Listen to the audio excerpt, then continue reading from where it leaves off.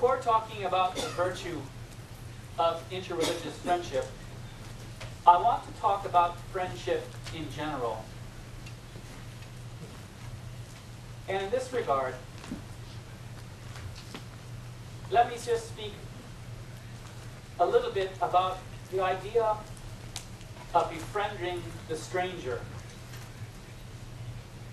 Every one of our friends, each and every one of our friends, was once a stranger.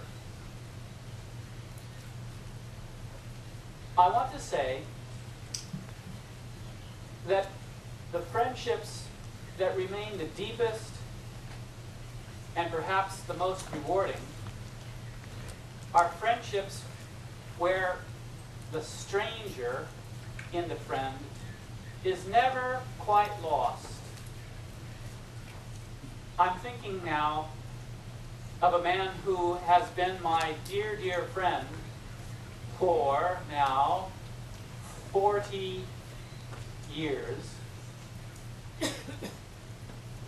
I know about everything I think I could possibly know about this fellow, and yet our friendship is such that he still takes me by surprise, and I think I love him all the more because he still surprises me.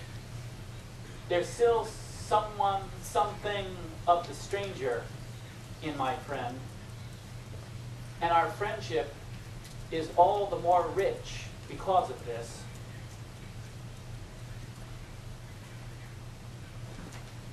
When your dear friend still manages to remain a bit of a stranger, even in a little way, great truths come to us. I want to just emphasize with you this afternoon two of those truths. When we make friends with a stranger, our ego becomes knocked off center. Our ego must be pushed off to the side, at least a little bit.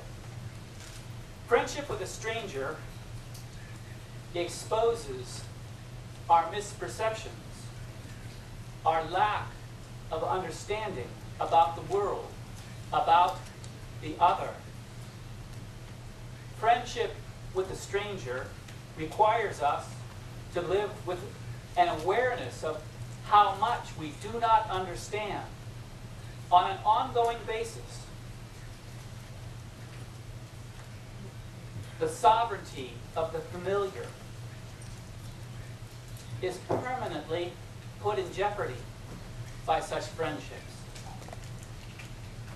There is a great Jewish philosopher, a man whose philosophy I admire very much. His name is Immanuel Levinas. He underscored the power of the other, the power of the stranger, not only to challenge our self-centeredness, but also to rescue us from the tyranny of our illusions, to rescue us from what Dharma Master Xingdao was calling the fantasy of our misconceptions. But also, in addition, when we befriend the stranger, when we go out of our way to make friends with the stranger, we are able to expand our horizons. The stranger comes to us telling us stories that we have never heard before, stories that are not easily reconciled with the stories that we always have heard before in the past. What I'm saying is that as spiritual practice, befriending the stranger is difficult. but very helpful. It is subversive, but also enriching. This is because befriending the stranger requires us to recognize that there is value, that there is goodness in the other as such.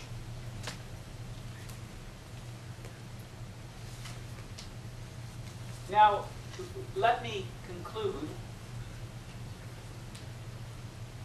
by looking at the virtue of interreligious friendship as such. My basic claim is that friendships with those who are members of other religious communities contribute to human flourishing, that they are therefore virtues. They are virtues important for resisting religiously motivated hostility in the world today. I want to develop this idea, returning to those four basic statements I made earlier about virtues. First of all, interreligious friendships are virtues because they are enduring parts of our human character. They are not passing emotional states. They require commitment and inner disposition, an inner commitment on our own part.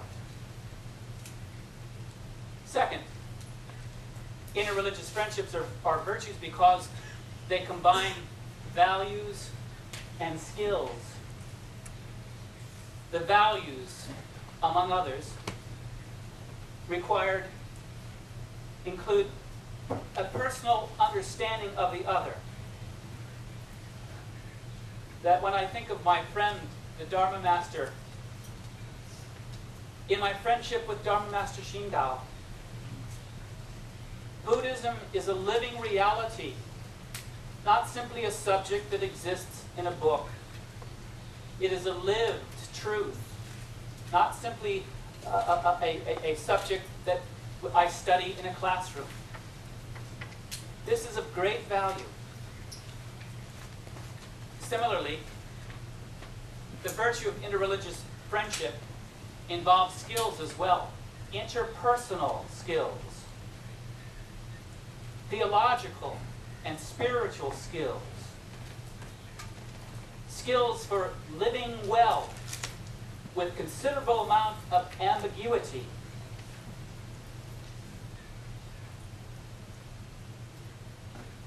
The third point I made earlier is the claim that virtues have a history.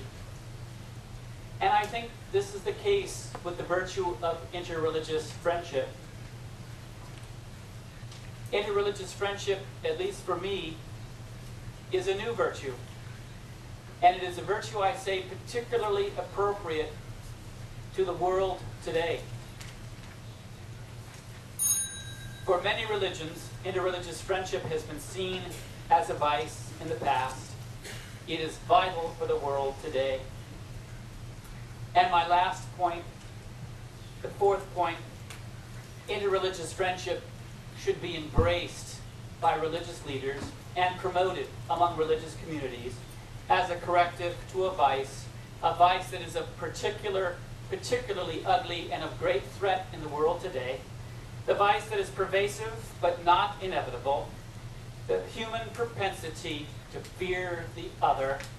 Let us resist this vice by joining together in friendship and recognize in these interreligious friendships a virtue much needed by the world today. Thank you very much.